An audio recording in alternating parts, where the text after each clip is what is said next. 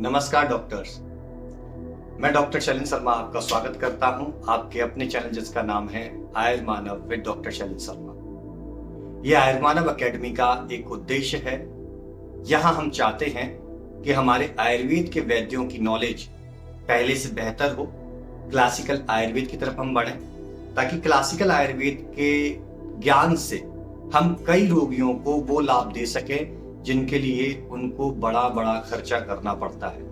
तो यदि आप इस मिशन में मेरे साथ शामिल होना चाहते हैं तो चैनल को सब्सक्राइब करें और इन वीडियोस को आप एक बार जरूर देखें जो भी इस पे पड़े हुए हैं, और सारे वीडियोस को अपनी आयुर्वेदिक फ्रेटर्निटी में शेयर करें। आज का टॉपिक हम लेना चाहेंगे कि पेशेंट की हिस्ट्री टेकिंग किस प्रकार से होनी चाहिए।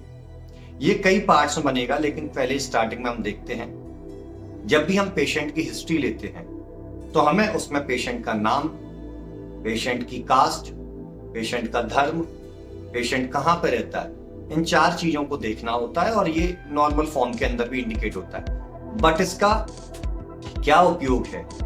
नाम तो सभी जानते हैं, जनरल मेजर पॉइंट डॉक्यूमेंटेशन के लिए आवश्यक है, बट जाति और धर्म से क्या रिलेशन है।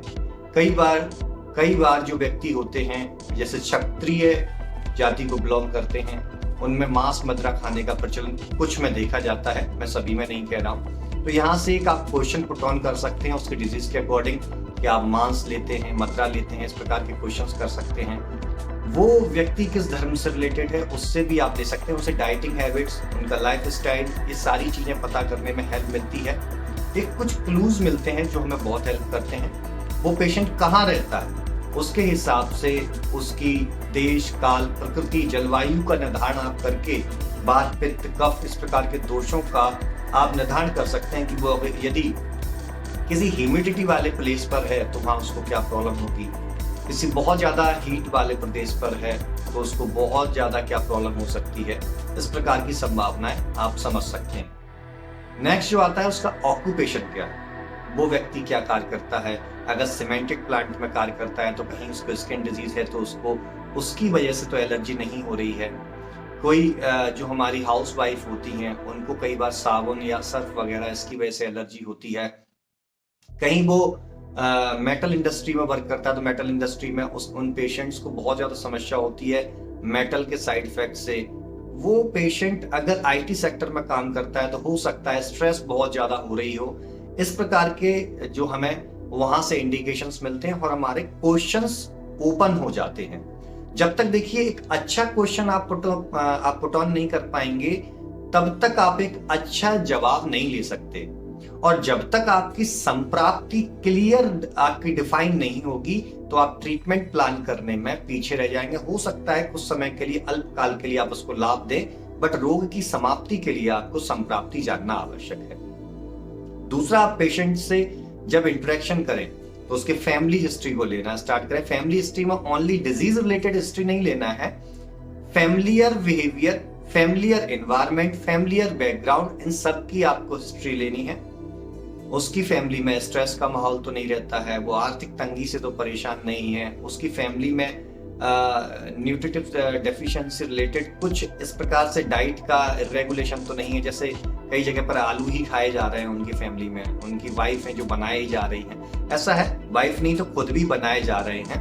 तो इस प्रकार से आप डायबिटीज, हाइपरटेंशन, इस प्रकार की चीजों पर आप फोकस कर सकते हैं। कई पेशेंट्स के यहाँ पर मैं देखता हूँ कि वो बहुत ज्यादा साल्टेड फूड मटेरियल खाते हैं, मतलब बहुत ज्यादा नमक, ऊपर से नमक डाल के खाते हैं, तो उनको हाइपरटेंशन, रीनल फेलियर जैसी प्रॉब्लम होने की संभावनाएं ज्यादा रहती हैं। फिर आप ओपन अप हो सकते हैं उनके जो बॉडी के मूवमेंट्स हैं, चाहे वो उनकी डाइटिंग हैबिट्स हो कि वो क्या खाने में पसंद करते हैं, उनको खाने के बाद क्या पीना पसंद होता है। कई व्यक्ति सॉफ्ट ड्रिंक पीते हैं, कई व्यक्ति खाने के तुरंत बाद पानी पीते हैं, कई व्यक्ति खाने के तुरंत बाद चाय पीते हैं।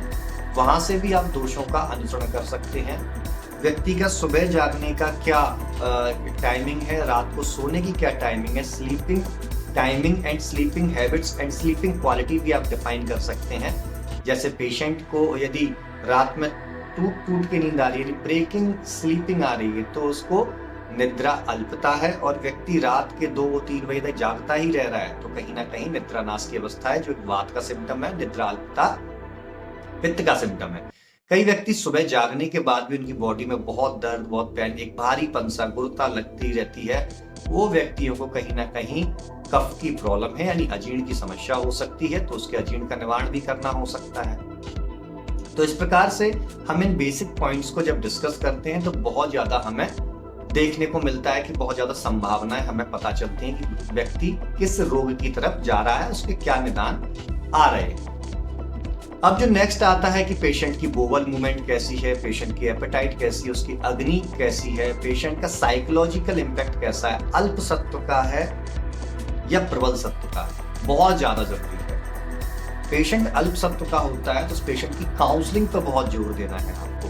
पेशेंट यदि प्रबल सत्व का है तो काउंसलिंग आप करेंगे, बट इतना नहीं, वो पेशेंट खुद समझ जाता है। बोला ना, आड्वान विषक वश्य ज्ञापक सत्वानो पीछा, तो रोगी के इन गुणों पर भी आपको फोकस करना है। और जब आप इन चीजों को डिफाइन कर लेते हैं तो आप रिजल्ट ले पाते हैं। तो आज की वीडियो में सिर्फ इतना ही। नेक्स्ट वीडियो में मैं आपको और आगे की हिस्ट्री टेकिंग के बारे में बताऊंगा। और यदि आपको अन्य टॉपिक्स पे भी वीडियो चाहिए जहां पर आपको लगता है कि आपको डाउट है और क्लियर नॉलेज नहीं है, तो आप कमेंट बॉक्स में कमेंट करके बता सकते हैं। मैं उस पर एक अलग से वीडियो बना के लाऊंगा। धन्यवाद।